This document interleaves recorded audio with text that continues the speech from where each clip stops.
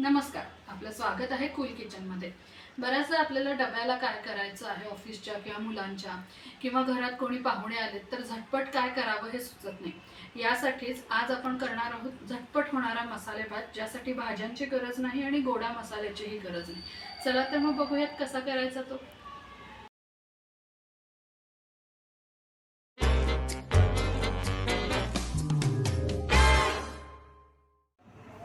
सगळ्यात पहिल्यांदा आपण एक छोटासा वेगळ्या प्रकारचा मसाला वाटून घेऊयात। यासाठी तुम्ही बघू शकता इथं मी घेतलंय जिरं, अगदी थोडासा तुकडा घेतलेला आहे दालचिनीचा आणि 3 मी घेतलेल्या आहेत लवंगा। त्याचबरोबर आपण घ्यायचं आहे सुकं खोबरं।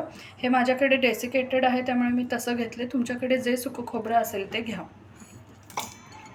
आता हे सगळं आपल्याला वाटून घ्यायचंय, भरड वाटलं तरी चालेल। आपला मसाला वाटून झालेला आहे। आता आपण मसाले भाताची फोडणी करूया। इथं फोडणीसाठी मी एक कुकर घेतलेला आहे, कारण डायरेक्ट कुकरमध्ये करणार आहोत आणि यामध्ये थोडं तेल घालून घेतलेलं आहे। जेवढं आपण भाजीला तेल घालतो त्यापेक्षा अगदी एखादी पळी तेल आपण जास्त घ्यायचं आहे। आता तेल जेव्हा गरम होईल तेव्हा आपल्याला याच्यात साधी फोडणी करायची आहे। म्हणजे काय घालायचं आहे आपल्याला, फोडणीत घालायची आहे मोहरी, त्याचबरोबर घालायचं आहे हिंग,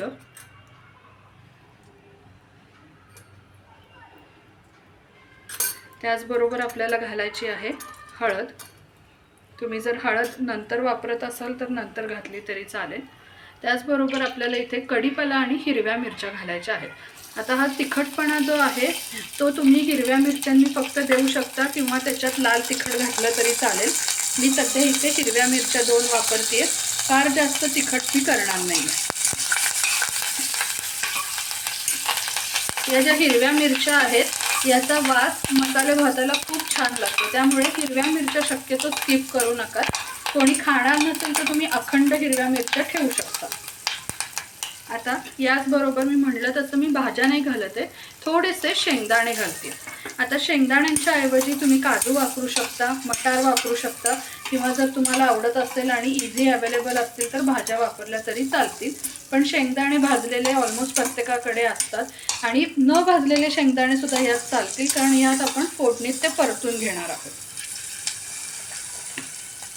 आता आपण घालणार आहोत किसलेलं आलं। हे साधारण अर्धा चमचा मी किसलेलं आलं घेतलेलं आहे।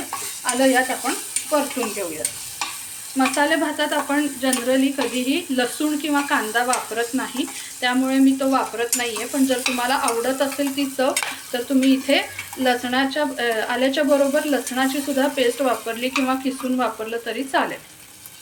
आता यामध्ये आपण घालणार आहोत थोडासा टोमॅटो आंबटपणासाठी। टोमॅटो जर नको असेल तर तुम्ही याच्यात 1 चमचा दही किंवा 1 चमचा चिंचेचा कोळ वापरू शकता, किंवा अगदीच काही नाही तर तुम्ही अर्ध्या लिंबाचा रस सुद्धा वापरला तरी चालेल।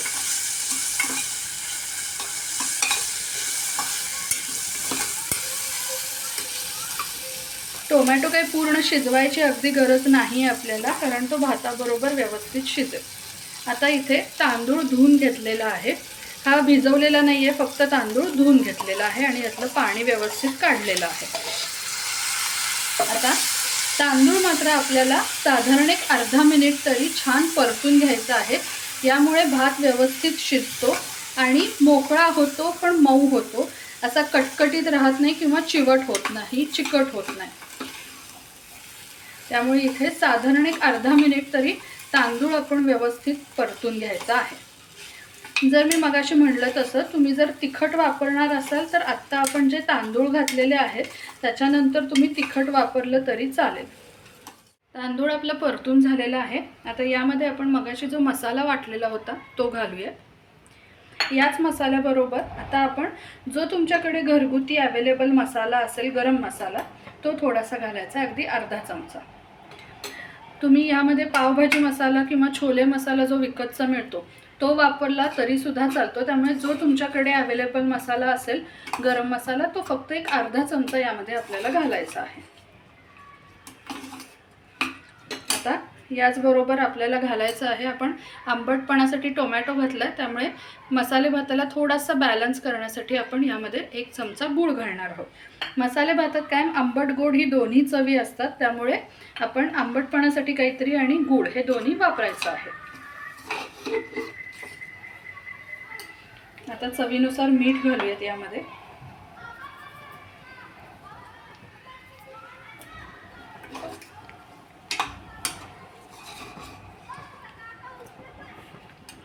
आणि आता तुमच्या तांदळाला जे पाण्याचं प्रमाण लागत असेल त्यानुसार दुप्पट, अडीच पट किंवा दीड पट त्यानुसार पाणी यामध्ये घालायचं आहे।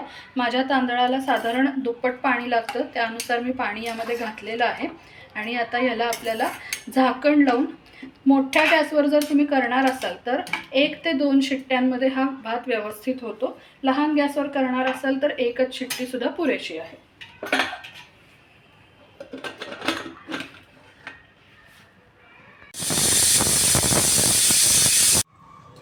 कुकरची वाफ आता निघालेली आहे, आपण बघून घेऊयात। तुम्ही बघू शकता आपला भात छान मऊ झालाय, पण असा गिच्च नाही झालेला। आपण याला छान सर्व करून घेऊयात।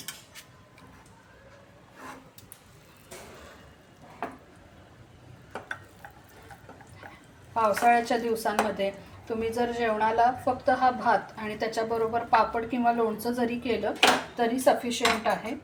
आता आपण ह्याला छानपैकी कोथिंबीर थोडीशी घालूयात, आणि जर खोबरं असेल तर थोडंसं खोबरं घालायचं आहे। माझ्याकडे डेसिकेटेड आहे, सो मी ते थोडंसं घालते।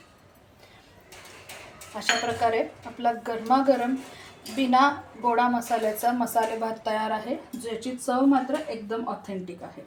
वाढताना याला छानसं तूप घालून सर्व करा। बघा, अशा प्रकारे आपला गरम गरम मसाले भात तयार आहे। तर मग तुम्ही कधी करून बघताय हा?